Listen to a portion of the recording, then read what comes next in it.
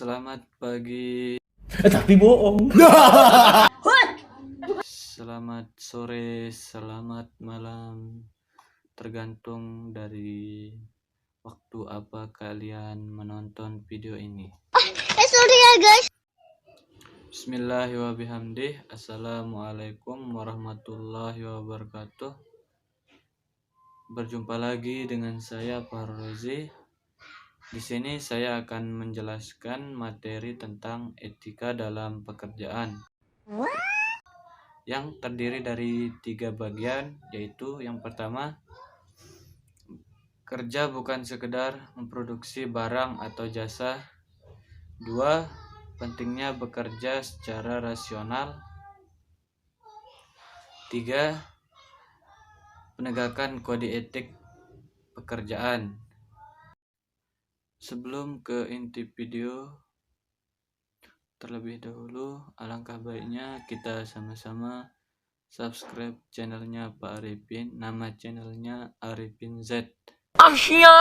Yang mau subscribe, ntar saya taruh linknya di deskripsi video kalau sempat. Oke. Dan follow juga akun IG saya dan Facebook saya. Sombong amat. Silahkan bagi yang mau berteman, silahkan. A few moments later. Oke, kita langsung ke pembahasan yang pertama. Kerja bukan sekedar memproduksi barang atau jasa. Pengertian produksi adalah suatu kegiatan yang dilakukan untuk menambah nilai guna suatu barang, sehingga menjadi barang baru yang lebih berguna. Di dalam proses sebenarnya tidak ada nomor 1 atau 2. Kemarin ada kesalahan teknis sedikit. Oke, kita lanjut saja. Di dalam proses produksi ini, yang menjadi kunci utamanya adalah terjadinya penambahan nilai guna dari suatu barang. Penambahan nilai guna ini mencakup 2 hal, yakni produksi yang menghasilkan barang dan jasa baru. Barang dan jasa baru yang dihasilkan ini bisa dilakukan dengan menambahkan jumlah, mengubah bentuk atau memperbesar ukuran. Produksi dengan meningkatkan atau menambah daya guna suatu barang menjadi lebih bermanfaat. Dalam hal ini, barang dan jasa yang sebetulnya sudah bisa dimanfaatkan dikreasikan lagi sehingga bisa menambah nilai manfaatnya, baik dari segi kualitas maupun kualitas. Produksi ini juga bisa meliputi produksi barang, produksi jasa. Keduanya tentu punya perbedaan karakteristik masing-masing. Output proses produksi barang secara nyata bisa dilihat dan diraba karena memiliki bentuk fisik. Produk barang misalnya pakaian, kita bisa menyentuhnya dan melihat barang tersebut. Sedangkan untuk output produksi jasa tidak bisa diraba dan hanya bisa dirasakan manfaatnya. Contohnya, kita pergi jalan-jalan dan jasa tour and travel. Lanjut ke tujuan produksi. Dalam melakukan kegiatan produksi, tentu juga produksi tertentu. Tujuan produksi meliputi 1. Memperbanyak jumlah barang. 2. Menghasilkan barang dan jasa yang memiliki kualitas lebih tinggi. 3. Mengganti barang yang habis atau rusak. Yang keempat, mendapatkan nilai keuntungan. 5. Memenuhi kebutuhan pasar dalam negeri untuk kebutuhan perusahaan dan rumah tangga. 6. Memenuhi kebutuhan suatu dengan perkembangan ilmu pengetahuan dan juga teknologi. 7. Memenuhi kebutuhan pasar internasional. Yang terakhir, meningkatkan kesejahteraan atau kemakmuran.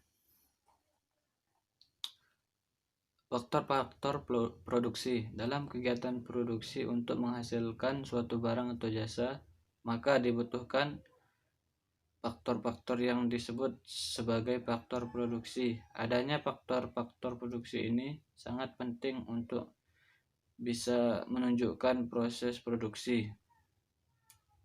Oke, kita skip yang ini.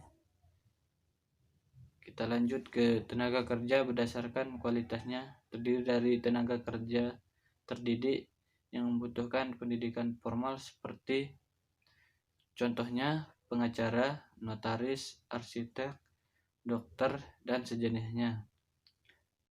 Terus tenaga kerja berdasarkan sifat pekerjaannya, terdiri dari tenaga kerja jasmani yang merupakan tenaga kerja dengan mengandalkan tenaga, seperti contohnya kuli bangunan, tukang cuci, petugas kebersihan, dan sebagainya.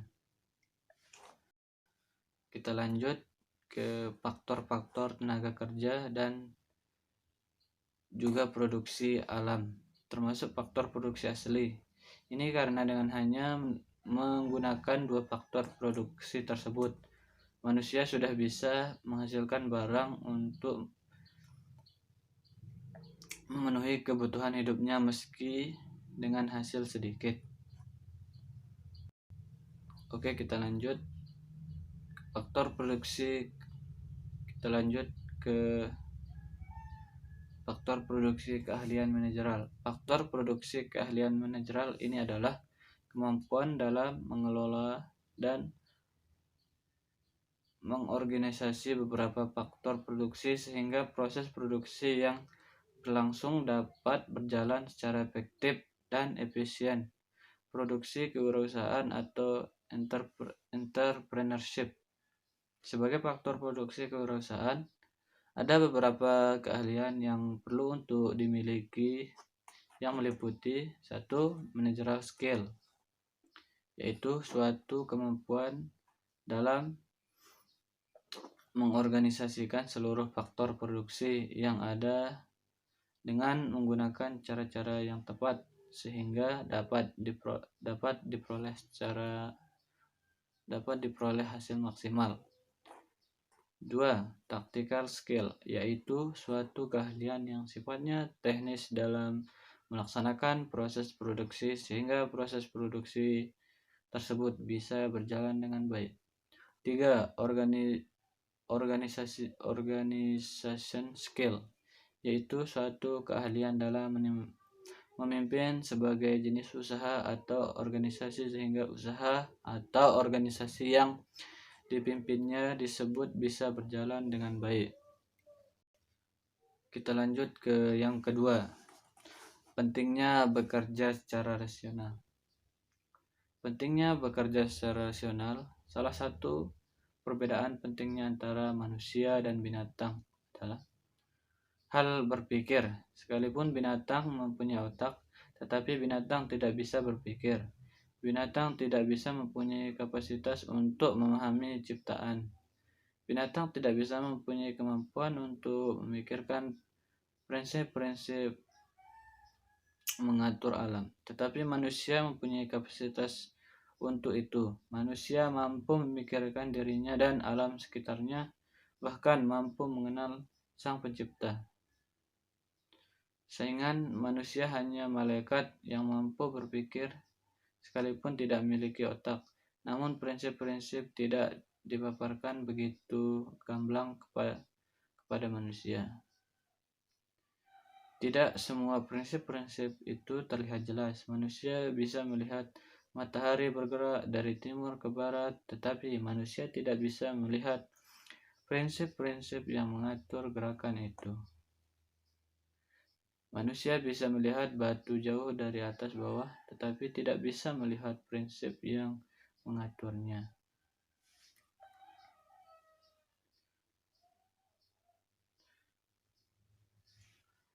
Manusia memang harus bekerja sesuai dengan prinsip-prinsip yang telah ditetapkan oleh Tuhan. Seluruh prinsip ataupun hukum yang ditetapkan oleh Tuhan harus ditaati, baik itu hukum yang terkandung dalam yang terkandung dalam alam maupun yang diberikan oleh Tuhan yang Maha Esa kepada manusia. Bekerja dengan menaati hukum-hukum yang telah ditetapkan ini salah satu makna dari prinsip bekerja secara rasional. Hukum-hukum alam dihormati dan diikuti. Prinsip-prinsip tidak diabaikan, apakah itu bidang fisika, kimia, biologi, atau matematika, kedokteran, pendidikan hukum, dan sebagainya. Prinsip-prinsipnya dihargai dan dipatuhi, terlebih-lebih hukumnya yang mengatur relasi antara manusia dengan Tuhan Yang Maha Esa. Hanya dengan demikian manusia mengusir malapetaka dari dirinya, orang lain, dan umat manusia. Yang ketiga, penegakan kode etik pekerjaan. Pentingnya kode etik dalam profesi pekerja sosial tidak dapat dihindarkan.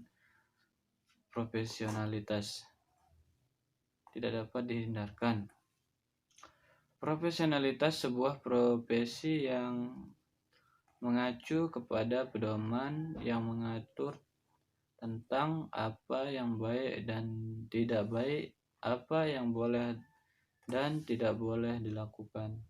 Selain itu, profesi tersebut juga berhubungan dengan manusia atau klien.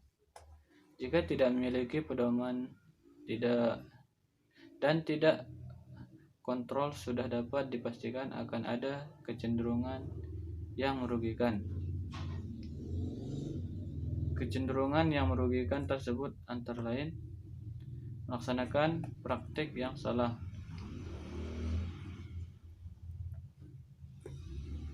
berpotensi hanya kepada profesional tanpa mempertimbangkan kondisi klien, tidak memahami atau berperilaku mengenai hubungan dengan klien dan hubungan dengan rekan sesama pekerja sosial. Hal ini menjadi penting sebab sangat memungkinkan kesalahan dapat terjadi.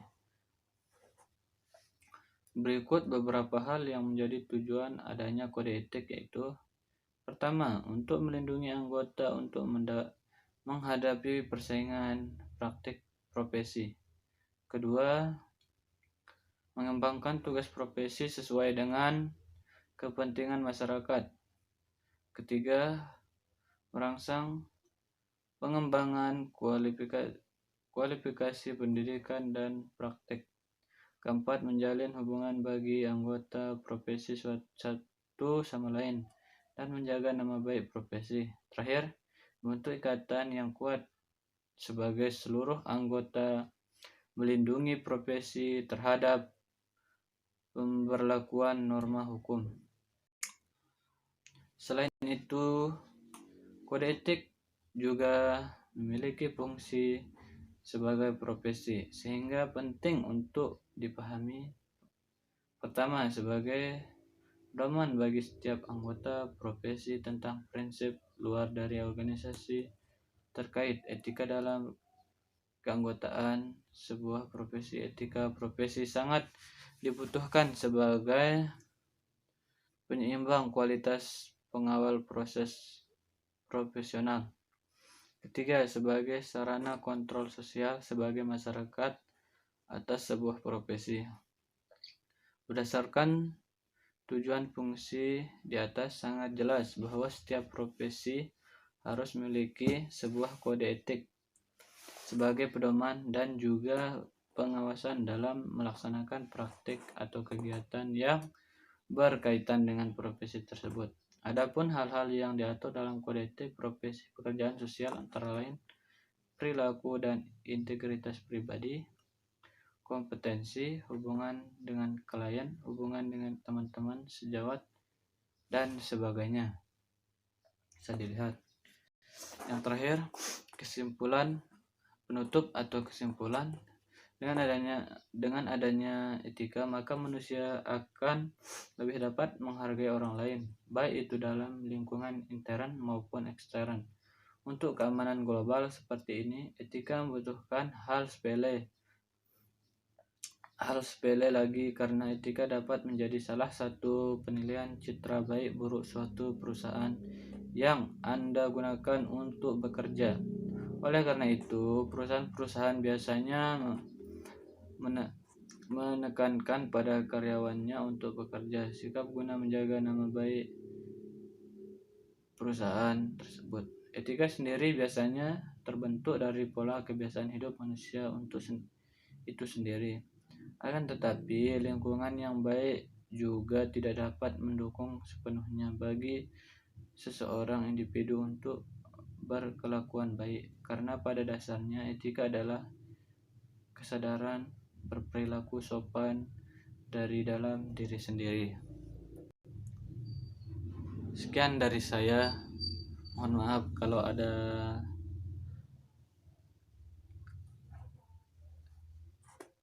kesalahan, mungkin kurang dan lebihnya saya mohon maaf.